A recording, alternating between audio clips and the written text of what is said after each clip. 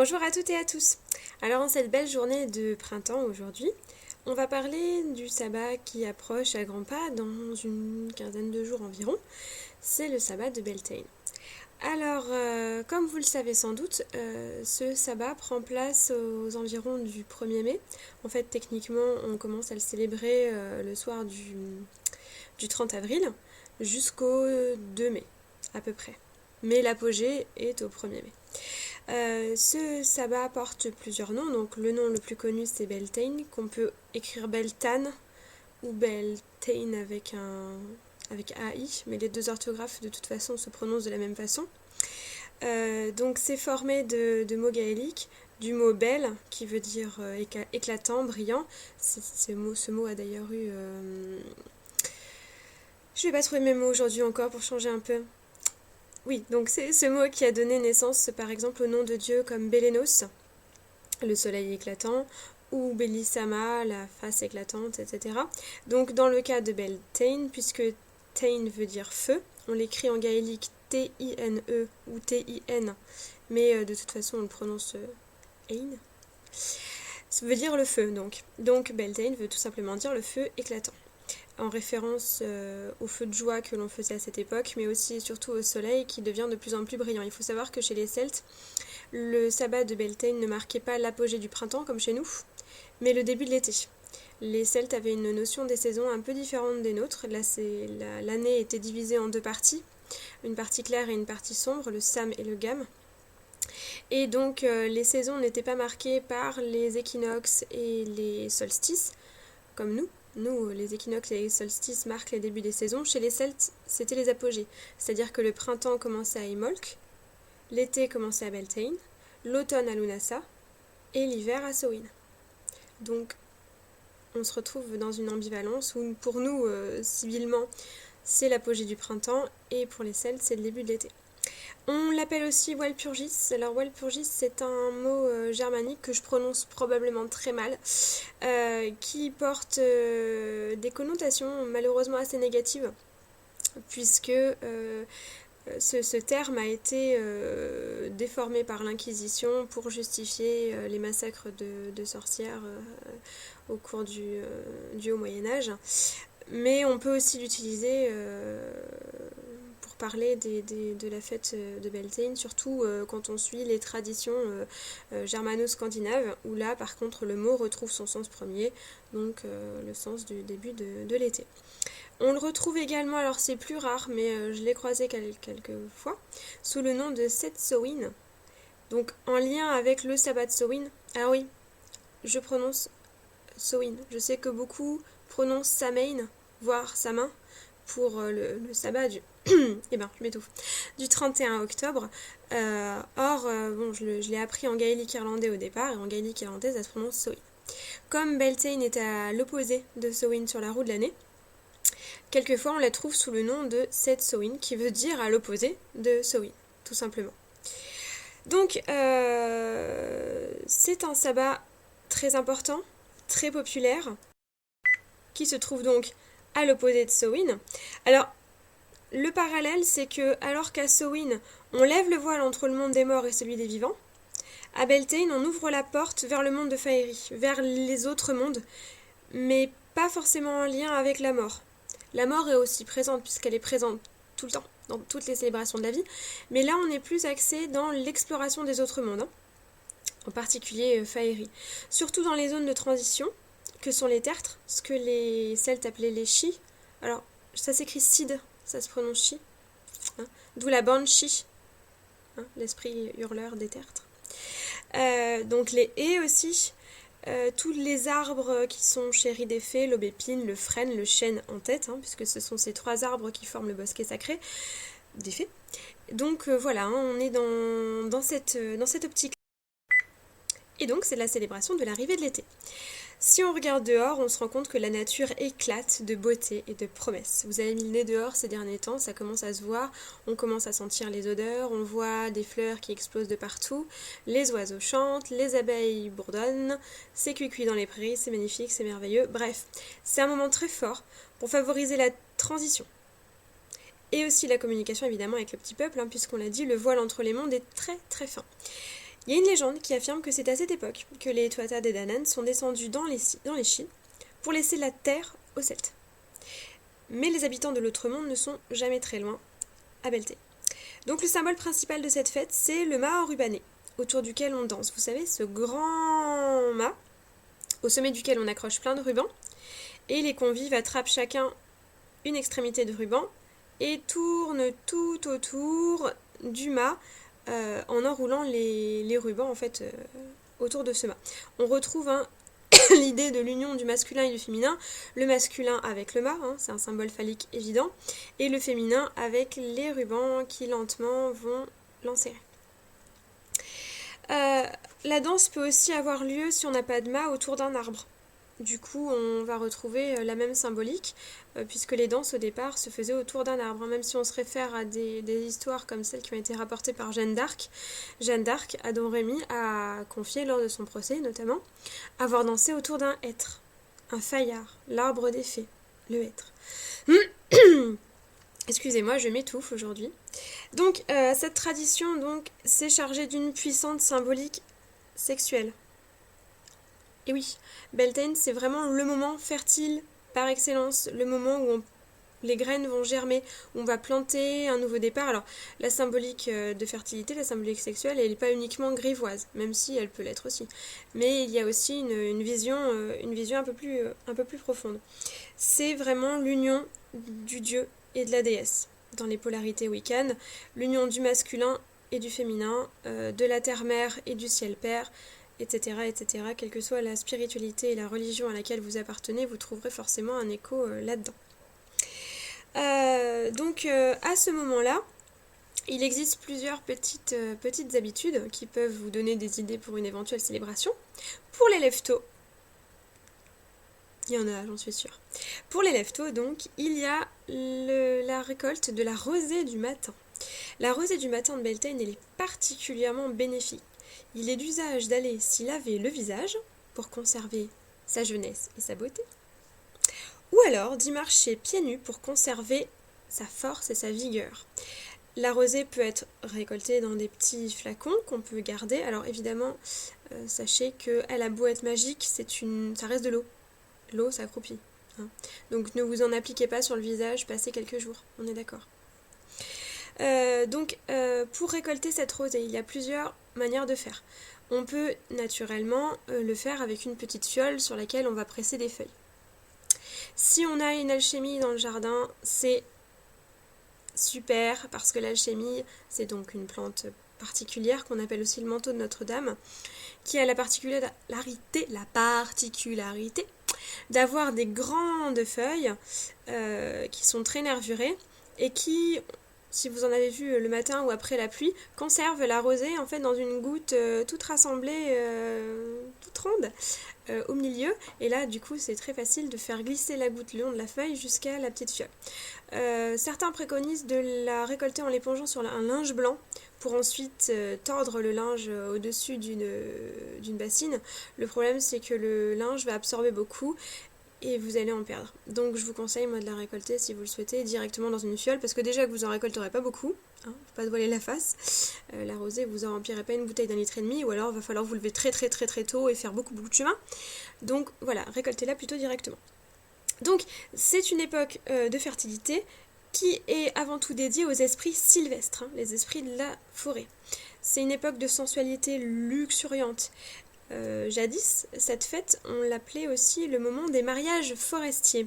Alors les mariages forestiers, c'était des festivités un peu légères dans lesquelles les hommes et les femmes se rencontraient dans les bois pour s'unir loin des dogmes un peu castrateurs de l'église. Donc c'était des mariages complètement informels qui duraient qu'une seule journée, mais personne n'avait le droit de les juger, ni de les punir pendant cette nuit-là. Et si jamais un enfant naissait de cette union, il était reconnu comme un enfant de la forêt légitime. On ne pouvait pas lui donner le titre de bâtard, même si son père n'était pas forcément reconnu. Alors évidemment, cette coutume s'est perdue de plus en plus avec l'affirmation de la suprématie catholique. Mais aujourd'hui, il y a des mariages sacrés qui unissent toujours des couples établis. C'est encore une coutume en vigueur. Bon, ne vous sentez pas obligé d'aller courir la birette dans les forêts. Mais si vous le voulez, sachez que vous pouvez très bien. Mais bon, on se protège toujours, c'est important. Donc, Concernant les coutumes agricoles, hein, c'était le moment de la protection du bétail, hein, parce qu'on croyait que le bétail pouvait être particulièrement sensible au petit peuple si celui-ci n'était pas d'accord avec l'agriculteur. Donc on conduisait les bêtes entre des feux de joie. Ces feux de joie étaient censés garantir leur fertilité, leur vigueur, leur force et les protéger. C'est pour ça d'ailleurs que le feu tient toujours une part très très très importante dans les cérémonies de Beltane. Surtout s'il est constitué avec les 9 bois sacrés ou les 7 bois sacrés, ça dépend. Alors, moi personnellement étant d'une tradition celtique, j'en utilise 7. Certains en utilisent 9, à vous de voir. Les 7 que j'utilise personnellement sont le chêne, le houx, le noisetier, le pommier, le bouleau, l'aulne et le saule. À vous de voir ce que vous préférez. Vous pouvez donc y rajouter, si vous le souhaitez, ajouter 9 bois. Vous rajouterez donc de la bruyère et du peuplier, selon la plupart des traditions. Après, certains utilisent d'autres essences de bois. Moi, je vous parle de mes traditions personnelles à moi. Après, vous faites ce que vous voulez. Donc, une fois qu'on a fait ce feu de joie, les plus courageux pouvaient essayer de sauter par-dessus pour essayer d'obtenir une bénédiction de Beltane. Faut pas avoir peur pour ses chaussures et il faut éviter les vêtements un peu longs, un peu flottants, un peu inflammables. Parfois, on peut aussi remplacer le feu par un balai. Alors, si on est moins courageux, mais aussi si on ne peut pas faire de feu, hein, on n'est pas tous dépositaires d'un immense permis de faire du feu dans son jardin. Donc, si vous ne pouvez pas faire de feu, si vous n'avez pas l'occasion, on peut aussi sauter par-dessus un balai, puisqu'il symbolise la conjonction du masculin, le manche, phallique bien sûr, et du féminin avec la brosse qui est plutôt féminine. Et ce balai va marquer le passage entre le printemps et l'été. Le grand ménage de printemps, vous savez, où on élimine toutes les dernières scories de l'hiver pour avancer vers l'été le cœur léger. Puisque Beltane célèbre le mariage de l'esprit de la nature et de la terre-mère, donc au cours duquel ils vont se déclarer leur engagement l'un envers l'autre, ainsi qu'envers leur enfant à naître, c'est aussi un moment propice pour faire des promesses, pour célébrer et honorer les engagements. Décidément. Autre tradition, c'est aussi à cette époque que fleurit l'aubépine, cette fameuse plante, arbuste fleurie très chère à nos amis les fées. Et Beltane est en fait le seul jour de l'année où sa cueillette est autorisée. C'est une plante un peu taboue, hein, l'aubépine, hein, qui se cueille selon un cérémonial un peu précis. Ça rappelle un petit peu d'ailleurs la mandragore qui a une cueillette très réglementée comme ça.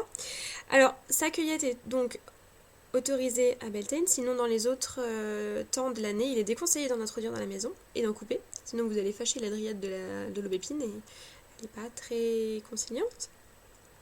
À condition de lui donner en compensation une libation de lait pour la dédommager de la perte. Alors, du coup, puisque cette cueillette est très réglementée, il faut faire attention.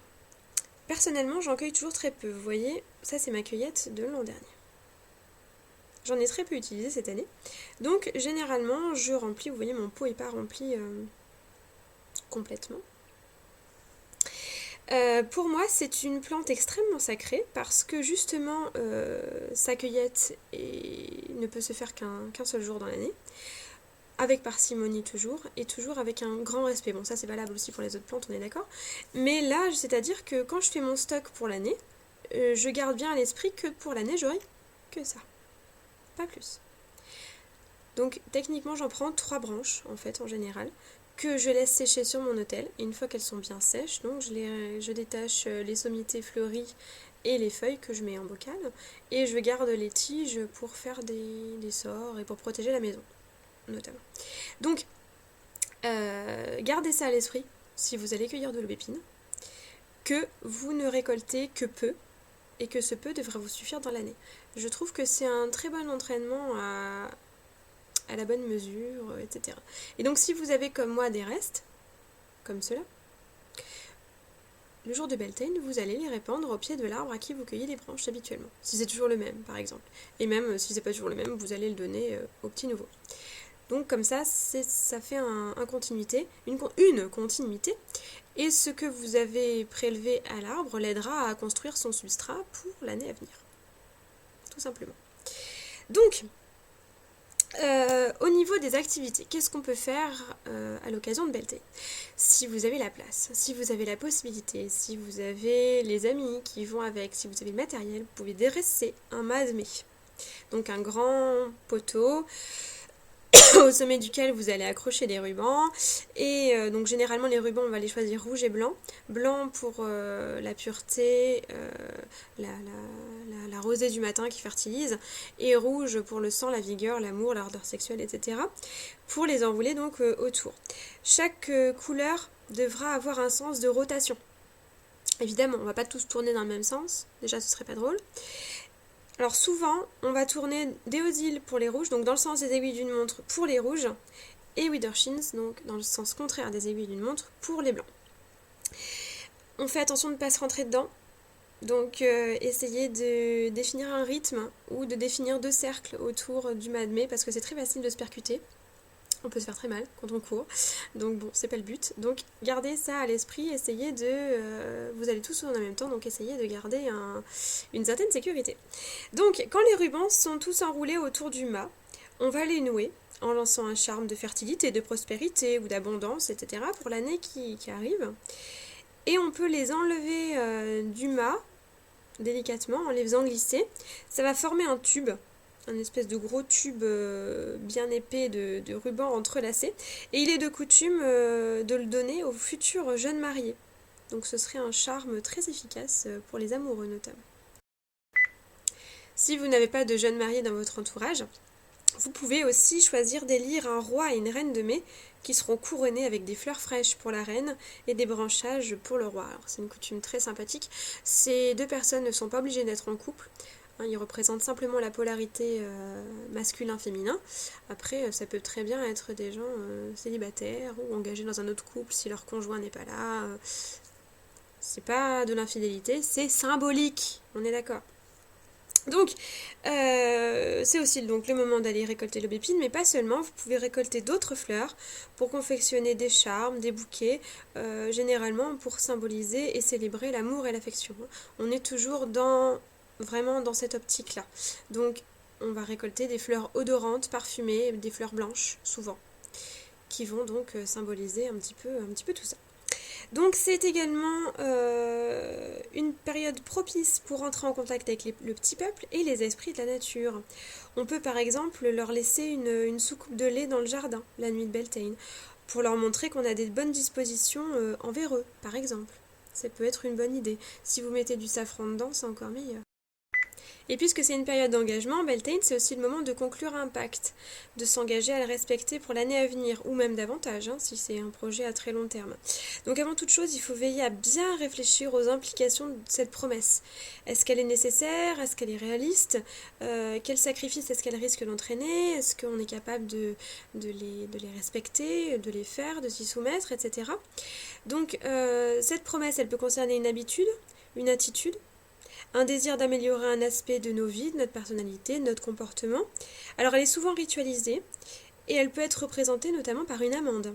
L'amande, c'est un symbole de fertilité qui a aussi une forme suggestive, on est d'accord, que l'on va manger par exemple pour absorber la promesse. Donc vous pouvez nommer une promesse par amande et manger les amandes pour sceller tous les engagements que vous avez. Au niveau de la décoration, et non pas de la déclaration, de la décoration de l'hôtel, parce que si vous faites la déclaration de votre hôtel, je ne sais pas si ça va servir à grand chose, bref. Vous allez le décorer avec des nappes, des bougies, qui vont être rouges, blanches et vertes. C'est vraiment les 3 couleurs de Beltane. Et vous pouvez donc lui mettre... Alors le vert, choisissez le tendre, pas un vert sapin, plutôt un vert pelouse. Et dessus, vous pourrez donc mettre des fleurs d'aubépine, évidemment, du muguet, puisque c'est la fleur de la fête du travail. Merci le maréchal Pétain. Mais c'est aussi et surtout une fleur de saison, une fleur à clochette, une fleur blanche qui parfume, qui pousse dans les sous-bois, donc qui est tout indiqué pour Beltane. Vous pouvez lui mettre aussi sa cousine, entre guillemets, avec qui on le confond quelquefois, qu'on appelle le faux muguet, mais qui n'en est pas un, qui s'appelle en réalité le sceau de Salomon. Vous pouvez aussi mettre des branches de saule. Le saule, c'est l'arbre vraiment le plus pertinent pour Beltane. En plus, moi personnellement, j'adore l'odeur du saule humide. C'est délicieux. Vous pouvez mettre des rubans colorés, des représentations symboliques du petit peuple, si vous avez des choses de ce genre-là, ça colle très bien. Moi j'ai une fée, en plus c'est une fée de l'aubépine. Même si c'est pas forcément très évident, elle a les baies, mais bon, pourquoi pas. Il y a des représentations aussi comme celle-là. Vous pouvez peindre des... Si vous n'avez pas de statuette, vous pouvez peindre des galets. Hein. Et si vous ne pouvez pas faire un madmé dans votre jardin ou, ou à l'extérieur ou ailleurs ou quoi que ce soit, vous pouvez pourquoi pas en faire un miniature pour mettre sur votre hôtel. Moi personnellement c'est ce que j'avais fait, ça donnait ça. Voilà, donc moi je vais planter personnellement dans un pot rempli de sable sur mon hôtel. Voilà, donc une banale baguette de bois entourée de rubans, ça peut faire l'affaire. Ça fait la symbolique. Bon, vous pourrez pas courir autour et enrouler les rubans, on est d'accord. Hein, ou alors il faudrait que vous trouviez des gens très petits. Puis de toute façon les rubans sont pas assez gros. Mais bon, bref, l'idée est là. Donc, oui, pour vous dire comment j'ai fixé les rubans au sommet, c'est tout concon. En fait, j'ai pris un anneau de... Ça, c'est donc un anneau de... que je sens trop bien. Un anneau de rideau, sur lequel j'ai entouré des rubans. J'ai fait se croiser 2 gros rubans orange et j'ai planté une punaise pour le fixer. Et puis j'ai accroché mes rubans autour. Donc c'est vraiment un bricolage très facile et tout bête. Techniquement, les bricolages, quand je vous les montre, si je les ai réussis, c'est que vous pouvez le faire aussi, sans problème. Parce que je suis pas particulièrement talentueuse, donc bref. Donc, en ce qui concerne les visions des divinités. Donc les déesses qui sont à l'honneur à Beltane, c'est toutes celles qui vont incarner la fertilité, la sensualité, celles qui vont s'unir aux dieux dans un mariage sacré, où ils vont célébrer leur engagement mutuel envers leur enfant à naître. Ce sont des déesses qui vont s'apprêter à être fertiles, qui vont être fertilisées et tomber enceintes à Beltane. Enfin, qui seront tombées enceintes avant et qui vont déployer leur grossesse à Beltane. Donc elle est vénérée sous les formes de, par exemple, chez les peuples nordiques, de Freya, de Blodeuwedd chez les Celtes, de Gaïa chez les hellénistes, de Bélissama plutôt chez les Gaulois. Dans certaines célébrations, on peut aussi lui incarner le personnage de Marianne. Donc oui, la compagne de Robin des Bois, parfaitement, qui est généralement vue comme la dame de la forêt. Et enfin, moi personnellement, j'aime bien cette image. Et je trouve que se cantonner aux dieux traditionnels, c'est pas toujours forcément une loi absolue pour moi. Donc pourquoi pas célébrer Marianne? Pourquoi pas célébrer les fées, les reines des fées telles que Mab ou Titania, par exemple. Hein. Toutes ces héroïnes de littérature qui sont sorties de l'imaginaire de gens ouverts à la nature et ouverts au merveilleux. Donc pourquoi pas piocher là-dedans et se plonger dans ces traditions-là. Alors il y a une légende galloise, une très belle légende, qui raconte la rencontre de Pwyll et de Rhiannon, une rencontre qui s'est faite lors de Beltane. Donc la déesse Rhiannon chevauchait une monture blanche, donc évidemment un cheval blanc aux oreilles rouges, comme tous les animaux issus de l'autre monde chez les Celtes, ils sont blancs avec des oreilles rouges. Le cheval étant particulièrement associé à l'autre monde, puisque c'est un animal psychopompe chez les Celtes et les Gaulois, Gallois, Irlandais, etc. Et donc cette monture ne pouvait pas arrêter sa course, seulement au nom de l'amour. Donc Pwyll l'avait ailée plusieurs fois, cette belle jeune fille qu'il voyait cavaler non loin de lui. Et c'est seulement quand il lui a avoué son amour pour elle que son cheval s'est enfin arrêté. Donc c'est une belle histoire. C'est aussi donc, comme je vous le disais, un visage de la reine des fées, puisqu'il est dit qu'en s'asseyant dehors en silence lors du crépuscule du 30 avril, on peut entendre le claquement des sabots de son cheval et peut-être, pourquoi pas, apercevoir son manteau bleu et chatoyant comme la mer. Quand Rhiannon touche le cœur, on dit qu'elle le remplit d'amour et d'inspiration. Donc ça peut être une belle idée de la mettre à l'honneur lors de cette fête, pourquoi pas. Alors, au niveau des dieux, eux, ils sont plus forestiers et plus vigoureux que jamais. C'est l'homme vert, fertile dans toute sa splendeur. Donc il prend souvent, évidemment, les traits de Erne le chasseur, le protecteur de la sylve, le symbole de fertilité, de croissance et de changement. Donc à l'image des cerfs, qui perdent leur bois après s'être accouplés, évidemment, en février, Erne se déclare prêt à abandonner ses errances et à prendre sa place aux côtés de la déesse et de leur enfant. Donc ils renoncent à quelque chose. Là, ils ont des bois qui sont relativement petits à Beltane. Hein. Les bois commencent à repousser après qu'ils soient tombés de leur tête au mois de à peu près février. Hein. C'est à peu près vers la période d'Imbolc à peu près. Donc on peut aussi le célébrer du coup sous les visages de l'homme vert, de Bélénos, hein, qui est solaire et fertile, de Pwyll, si on a choisi d'honorer Rhiannon, puisque c'est son consort, de Carnonos, naturellement, hein, le dieu cerf. Et si vous avez choisi d'incorporer Marianne, et bien dans ces cas-là, vous pouvez aussi incorporer Robin des Bois, le seigneur de la forêt. Oui, moi je trouve qu'il n'y a pas de mal à incorporer aussi des choses issues de la littérature.